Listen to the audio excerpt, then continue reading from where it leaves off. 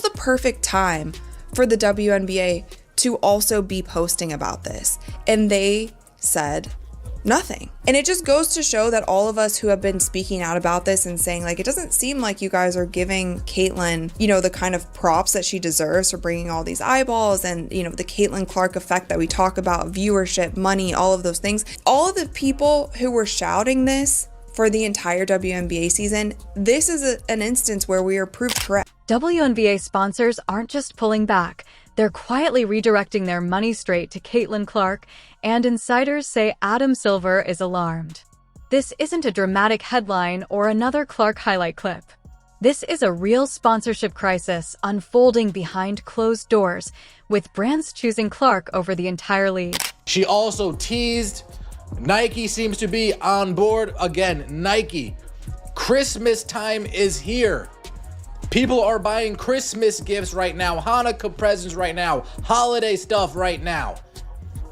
Caitlyn Clark reveals that she's got a PE, a golf shoe PE, on the way.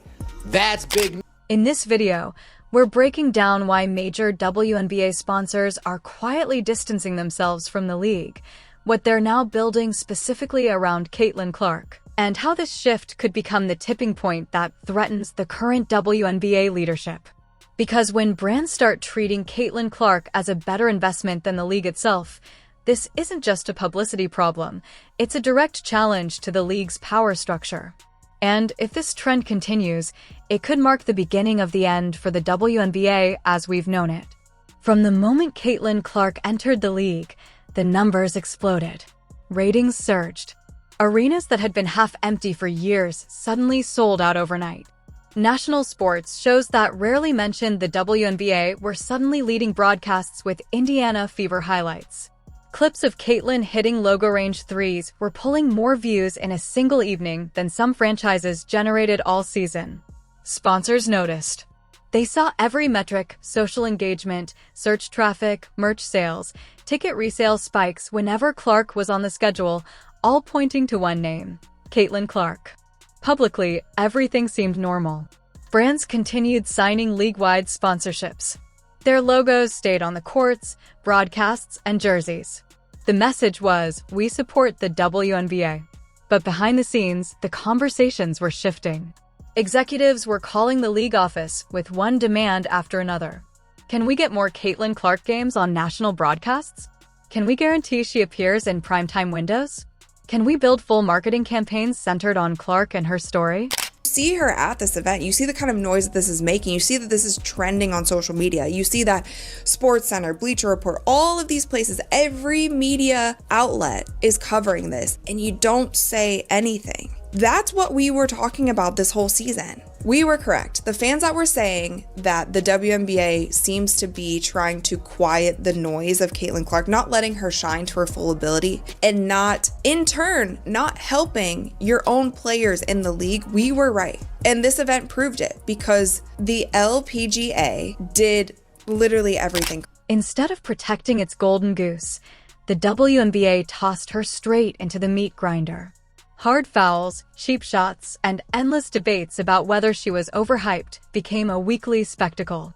The league spent more time defending the physical play than protecting the one player paying everybody's bills. Fans noticed. Sponsors noticed even more. Every time Caitlyn Clark got slammed to the floor in a nationally televised game, social media didn't celebrate the league's toughness, it exposed the league's insecurity. So sponsors adjusted. If the WNBA wouldn't treat Caitlyn like its centerpiece, they gladly would. Suddenly, the endorsement deals shifted. Caitlyn's face took center stage while the WNBA logo shrank. Commercials barely mentioned the Fever at all. Cross-sport events began featuring Caitlyn as the headline, with the league reduced to a footnote. Quietly but unmistakably, the money followed her, not the WNBA. They capitalized on the moment. They found a way to put it on television. They allowed people to be there. Caitlyn was signing autographs. They put their best golfer in the tour, league, whatever it's called. They put her with Caitlyn because they knew that she would get more eyeballs doing it. They propped up all of their golfers in one event. And you would be crazy to think that they're not going to have another event and invite Caitlyn to it. They're going to invite Caitlyn to as many events as they possibly can. Now imagine the scene inside Adam Silver's world as the WNBA sponsor exodus begins to accelerate. You're sitting in a conference room when the newest report lands on the table. One major sponsor announces they're restructuring their WNBA deal, not leaving entirely, but demanding exclusive rights to Caitlin Clark content, appearances, and branding. Another partner quietly reveals they're shifting marketing dollars away from league-wide promotions and into a Caitlin-centric campaign built for social media, live streams, and live fan events. On paper, the league is still getting paid. The invoices still process.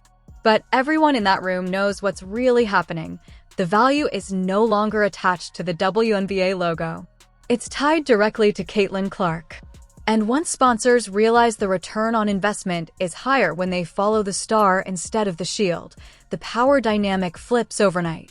The league stops being the product. Caitlin becomes the product. That's why insiders are calling this the tipping point.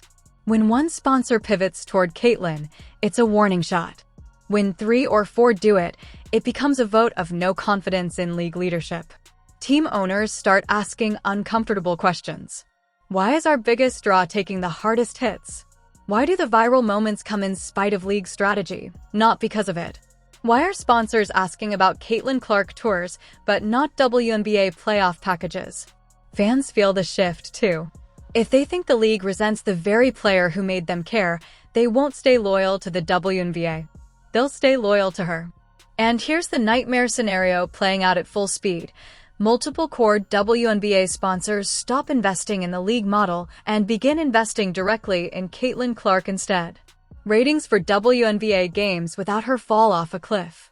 Expansion timelines quietly get pushed back. Marketing budgets shrink.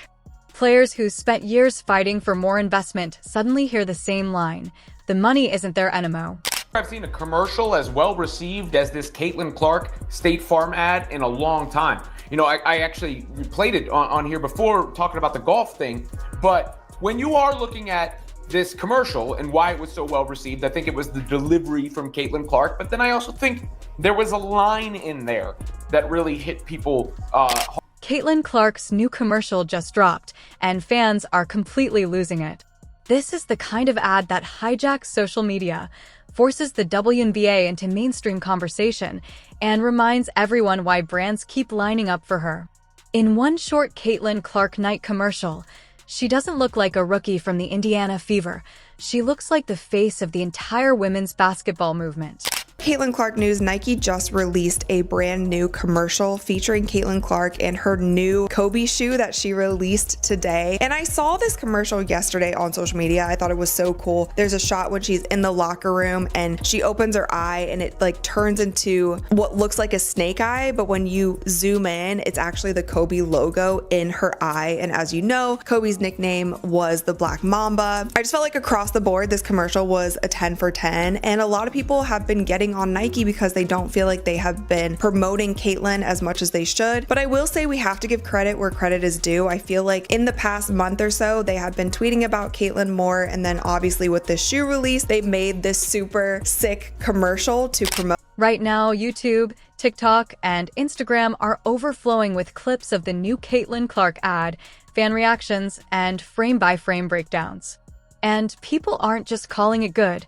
They're calling it her best commercial yet, the one that completely takes over the internet. Sold out in less than a minute. If that's any indication of what a Caitlin Clark signature shoe will do, I think Nike better continue to get on it and get ready to launch this brand for Caitlin. So in this video, we're breaking down why this new Nike Super Bowl style commercial has fans losing their minds, how it connects back to her earlier State Farm spot, and what it means for the future of Caitlin Clark's WNBA marketing power. Before this latest Caitlin Clark Nike commercial exploded online, the story really began with those Caitlin Clark State Farm clips that went viral during her Iowa days. She became the first NCAA athlete ever to star in a national State Farm campaign alongside Jake from State Farm, and even back then, she looked like a natural, calm, confident, and camera-ready, as if she'd been filming commercials her whole life. Caitlin's brand just got a whole lot bigger. Yeah, you know you've made it big when you're hanging out with Jake from State Farm. The insurance company announced the deal Tuesday morning. That State Farm spot generated massive engagement, outperformed the average campaign, and quietly signaled to every major brand watching that Caitlin Clark is more than just a player. She's a natural in front of the camera. Naturally, bigger brands took notice. Nike, Gatorade, and Wilson Basketball all raced to align with the Caitlin Clark brand. But there was a challenge. As Caitlin's star rose, criticism began targeting Nike women's basketball. Critics argued that the brand had stayed silent on key issues in women's sports, claiming they weren't doing enough to support girls and women who love the game. This tension set the stage for a bigger story. Dear Nike. Dear Nike, why won't you stand up for me? Why won't you stand up for me? Why won't you? Why do you claim to support women and girls? Yet when we need you most, You remain silent. Today, males are claiming our identity. our sports, Our spaces. men and boys are stealing opportunities, medals, Trophies. and our future. It is not fair or just. In fact, it's often dangerous. Yet you refuse to use your platform to stand up. You say you're for social justice and progress. So why do you allow men's rights to come before ours? See, with a big platform, Comes an even bigger responsibility. you have a chance to do the right thing. Not just do the easy thing. So we're asking you, Nike. So we're asking you, Nike, So we're asking you, Nike. as the biggest voice in all of sports, Will you stand up for me? Will you stand up for me? Will you stand up for me? will you stand up for me? Will you? The pressure was mounting, and everyone was waiting to see Nike's next move. Their answer: this new Caitlin Clark Nike commercial that has fans going wild. In the spot, Caitlin shares the screen with stars like A.A. Wilson, Sabrina Ionescu, Sha'Carri Richardson, and other top athletes. The ad delivers a powerful message. You'll be told you can't do it, so do it anyway. You'll be told you can't win, so win. It's bold, inspiring, and perfectly timed for Caitlin's rise. You can't take credit. You can't speak up. You can't be so ambitious. You can't break records. You can't have any fun. You can't make demands. Can't be proud. You can't keep score. You can't stand out. Whatever you do, you can't win.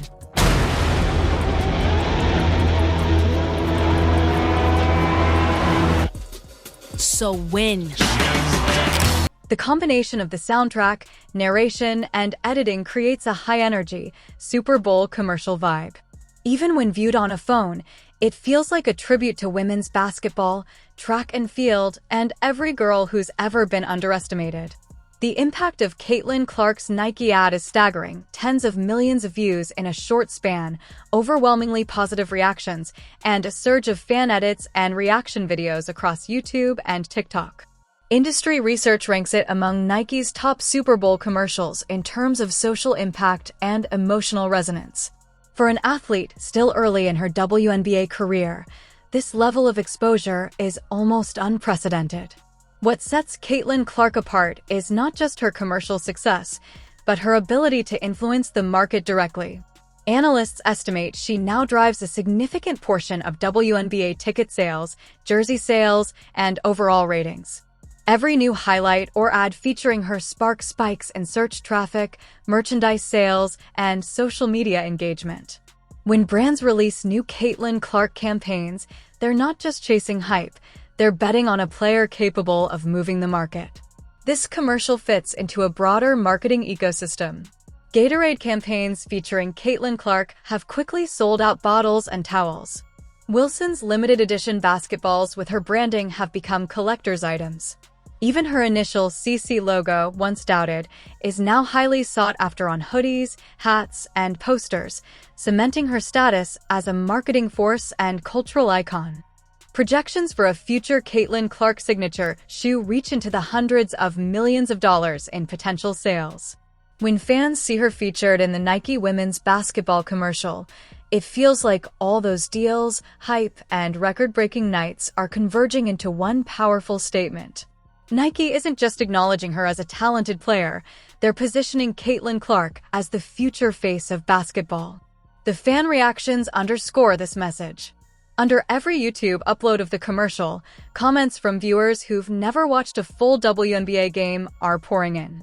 Messages like, "I clicked for the ad and now I'm watching Indiana Fever highlights," or "This made me buy my first Caitlin Clark jersey," exemplify how the commercial is expanding her reach beyond traditional fans. This is the ultimate win for both brands and the league, turning casual viewers into engaged supporters. At the same time, the ad sends a clear message to other prominent stars like Angel Reese, Sabrina Ionescu, and Aya Wilson. While these players have strong brands and large followings, Caitlin Clark is the one currently headlining this kind of global commercial. Her presence redefines what it means to be the face of women's basketball. It's no longer just about scoring points or assists. It's about capturing attention, making your face impossible to scroll past in a thumbnail. This commercial effectively bridges two worlds. On one side, major brands like Nike, Gatorade, and Wilson investing heavily in her marketing campaigns. On the other, young fans, especially girls, who see someone who looks like them dominating and leading the league. Caitlin Clark isn't just a player. She's a cultural icon in the making, inspiring a new generation of basketball fans. That's why this Nike ad feels bigger than just a commercial. It's a chapter in a story that fans are emotionally invested in. The rise of Caitlin Clark as a global superstar is accelerating with every campaign. Fans are eager to see which brand she will partner with next: Nike, Gatorade, Wilson, or perhaps something unexpected like Apple or Netflix. Her commercial isn't just about star power. It's about shaping the future of women's basketball and inspiring millions. If you've enjoyed her highlights and want more deep dives into her rising influence, check out the next video.